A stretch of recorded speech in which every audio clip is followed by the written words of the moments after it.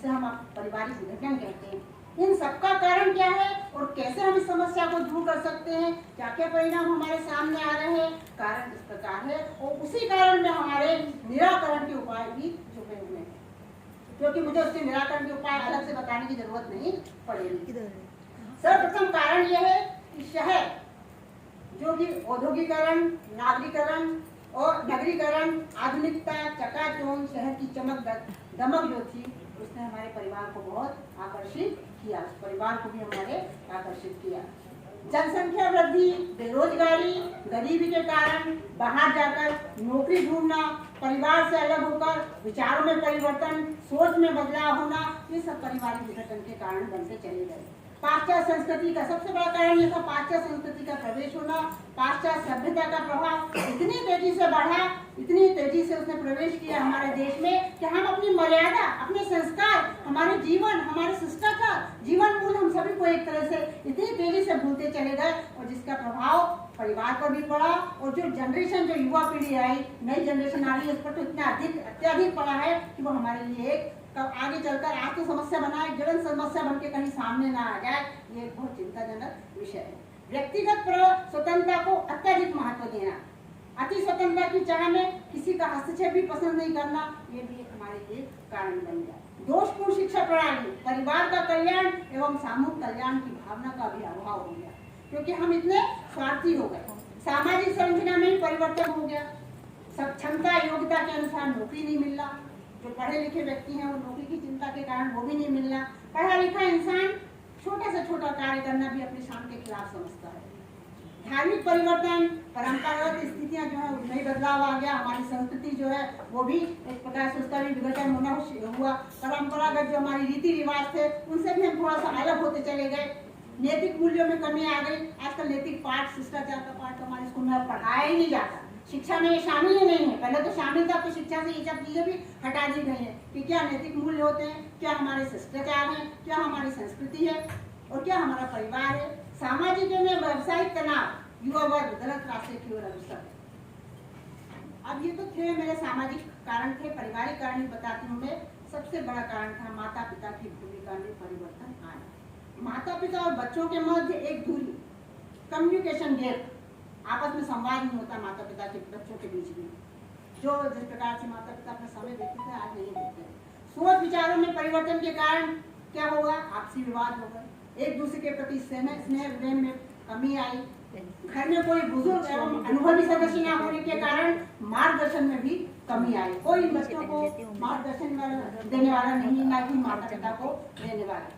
परिवार के सदस्यों का एक प्रकार से अवसरवादी हो गया, स्वार्थी आदतों की कनक गई कि स्वार्थ, सबसे पहले हमें अपना स्वार्थ देखना है। परिवार का साथ पति पत्नी में आपसी कलह भी बनी, विश्वास की एक दूसरे में कमी भी आई, अहंकार आड़े आ गया, अपनी ही बात को महत्व देना, दूसरे की बात को सुनना ही नहीं, अपनी ही बात हमारी, हमें बहुत पढ़ लिख गए तो हमारी बात से ज्यादा अपनी बात को ऊंची रखना, महत्व नहीं देना। पति पत्नी दोनों का सर्विस में होना भी एक कारण है, जिसके कारण बच्चों को दूसरे के भरोसे छोड़ना और आर्थिक स्वतंत्रता इतनी मिल गई कि इसमें अपने हमें आर्थिक स्वतंत्रता, आर्थिक स्वतंत्रता के साथ क्या है, स्वयं की स्वतंत्रता कि हमको ही सब कुछ करना, हमें स्वतंत्र है, बाकी किसी को की चिंता नहीं।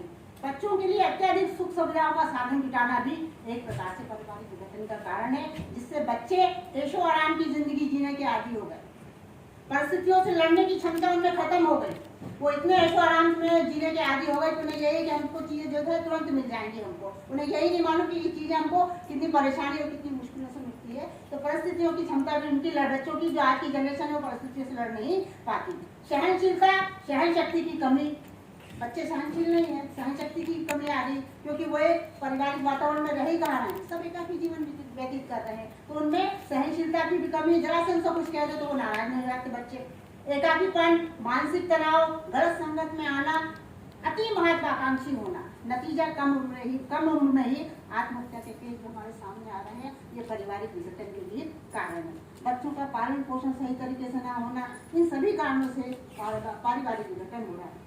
परिवार के सदस्यों के मध्य एवं संबंधों में शिथिलता आना, स्नेह प्रेम का अभाव, एक ही पिता की संतानों में विश्वास की कमी, संदेह की भावना, परिवार के सदस्यों में संदेह की भावना है, अत्यधिक दूरी भी है उन लोगों में। जब स्नेह प्रेम नहीं है तो दुनिया बढ़ती चली गई, इस प्रकार वही स्वार्थी प्रवृत्ति।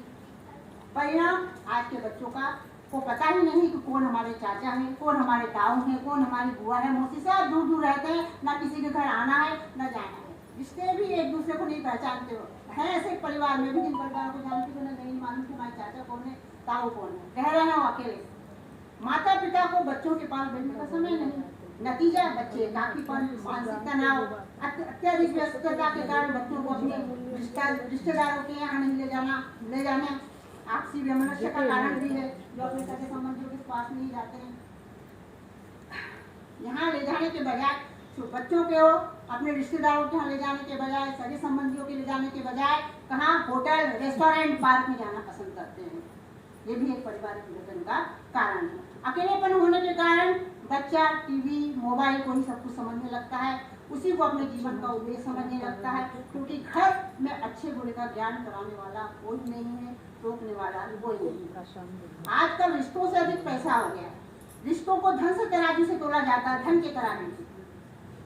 लोगों को पैसों की ओर दौड़ लगा रहे हैं लोग, आत्मसंतोष की कमी। घर में माता पिता नहीं होने के कारण आप अश्लील चैनल, हॉरर शो, कुछ भूत प्रेत के सीरीज, इस तरह के चैनल देखकर बच्चे स्वयं को असुरक्षित, अकेलापन महसूस करने लगते हैं। नतीजा कई लोग इसका लाभ उठाकर दोस्ती का हाथ बढ़ाते हैं। जरा सा सहयोग पाकर बच्चे उसी के अधीन हो जाते हैं, स्नेह पाकर उसी के अधीन हो जाते हैं, प्यार भरा स्पर्श पाकर पूरा झुकाव उसी की ओर हो जाता है। गलत संगत में पड़कर गलत दिशा की ओर मुड़ने लगते हैं, गलत आदतों से ग्रसित हो जाते हैं। युवा पीढ़ी ड्रग्स, नशे में लिप्त होकर नशे की आदी हो रही है। लिव इन रिलेशनशिप, शादी से पहले ही संबंध बना लेना, ये सभी पारिवारिक विघटन को बढ़ावा दे रहे हैं। ये सब रोकना अत्यंत आवश्यक है, नहीं तो परिवार नाम की कोई इकाई नहीं रहेगी। समाज में जंगल राज स्थापित हो जाएगा। विदेशों में माता पिता बच्चे सभी अलग अलग रहते हैं, कौन किसकी संतान है किसी को पता नहीं, सब अपना अपना एकाकी जीवन व्यतीत कर रहा है विदेशों में। नतीजा जो जनरेशन वर्तमान में आ रही है वो एक सवाल बनकर समाज के सामने आ रही है। संस्कार रहित, सुसंस्कृति से विमुख, आदर्शों से विमुख, जीवन मूल्यों से वंचित समाज, परिवार, देश के लिए घातक न बन जाए, इस पर विचार करना बहुत ही जरूरी है। उस पर चर्चा होना भी बहुत जरूरी है। अगर हो सके तो उसका समाधान हम सब मिलकर ही कर सकते हैं, अन्यथा ये बहुत हमारे लिए भयावह रूप लेकर सामने आने वाली है।